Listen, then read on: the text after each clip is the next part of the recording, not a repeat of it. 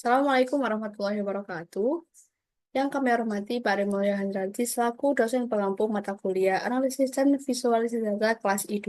Di sini kami dari kelompok 11 izin untuk mempresentasikan progres kedua kami untuk proyek UAS mengenai penerapan Random Forest Classifier untuk diagnosis penyakit limfa. Oke, di sini kami izin untuk memperkenalkan diri terlebih dahulu. Kami dari kelompok 11 dengan anggota Nisar Aisyah dengan NIM akhir 010 dan juga saya Fidan Swatin dengan NIM akhir 033. Oke, langsung saja yang pertama di sini kami menggunakan dataset tentang penyakit limfa dari data medis University Medical Center Institute of Oncology Yugoslavia.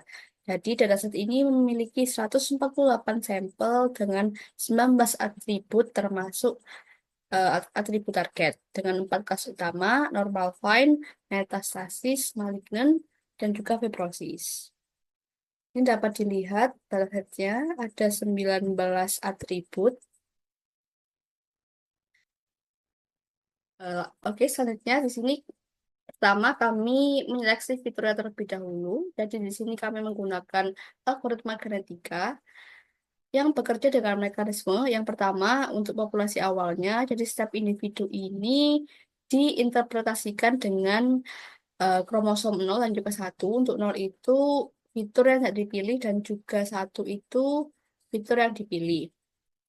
Lalu untuk fungsi fitness di sini berfungsi sebagai akurasi model RFC-nya, jadi digunakan sebagai evaluasi untuk memilih mana yang terbaik. Jadi lalu selanjutnya ada operasi evolusi, di sini ada crossover dan juga mutation. Untuk crossover itu menggunakan dua kromosom untuk menciptakan uh, individu baru. Lalu untuk yang mutasi mengubah gen pada kromosom. Di sini dapat dilihat untuk hasil dari seleksi fiturnya.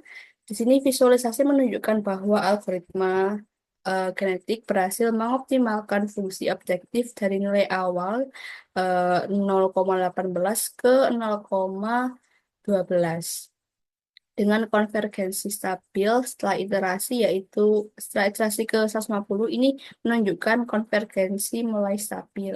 Jadi ini menunjukkan bahwa efisiensi algoritma dalam menyelesaikan masalah seleksi fitur atau optimasi lainnya. Jadi di sini dapat dilihat eh, ada 7 fitur dari 19 fitur yang diseleksi. Jadi di sini kan ada 0 dan juga 1. Jadi yang diseleksi itu 7. Di sini diinterpretasikan dengan angka 1. Untuk objective functionnya 0,11 sekian.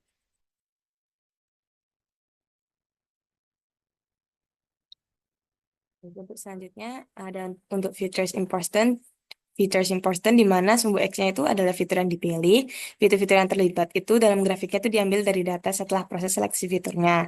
Fitur antara lain yang terlibat adalah block of a variable of lim S, extra, phase states, lim not dimin, change in not dimin, decision of no not in. Kemudian untuk sumbu Y-nya, yakni tingkat pentingnya fiturnya, di mana nilai ini tuh mewakili seberapa besar kontribusi fiturnya itu terhadap keputusan model prediktif. Pada bagian change in node dim dan lim nodes dimin itu dapat dianggap sebagai fitur utama untuk pengambilan keputusan model karena kedua fitur tersebut memiliki nilai yang paling tinggi. Oke, selanjutnya untuk metodologi penelitiannya, yakni ada random forest classifier-nya, di mana menggunakan algoritma genetika pada awalnya, yaitu GA, di mana pertama itu melatih model random forest classifier-nya atau yang disebut RFC dengan dataset latih yang telah direduksi dimensinya, yakni di mana RFC ini digunakan untuk melakukan klasifikasi. Prosesnya yaitu pertama melatih modelnya terlebih dahulu, kemudian melakukan pengujian modelnya, kemudian yang terakhir, yang ketiga adalah menghitung metrik evaluasi seperti akurasi, presisi recall, dan F1 score. Di sini untuk hasil dari klasifikasi reportnya, di mana dari nilai akurasinya adalah sebesar 0,777, di mana menunjukkan bahwa modelnya itu berhasil memprediksi sekitar 78% data uji dengan benar, karena 0,7 sudah hampir mendekati 1, di mana hasil ini cukup baik, tetapi kurang mencerminkan performa untuk dataset yang tidak seimbang karena kelasnya tuh mayoritasnya lebih dominan.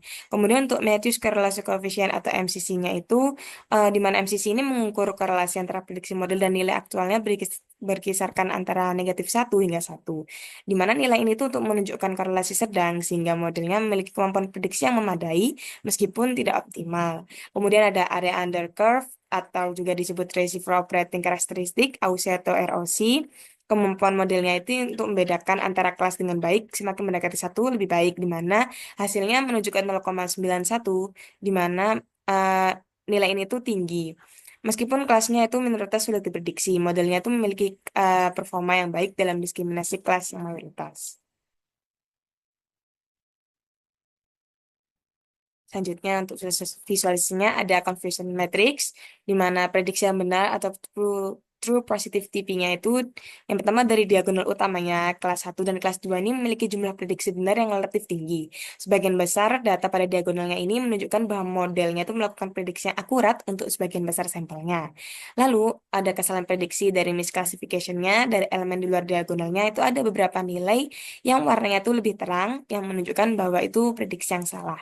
Kemudian ada kelas minoritas dan berdasarkan grafik tersebut terlihat bahwa kelas dengan jumlah kecilnya itu memiliki prediksi yang cenderung menyebar di luar dari diagonalnya.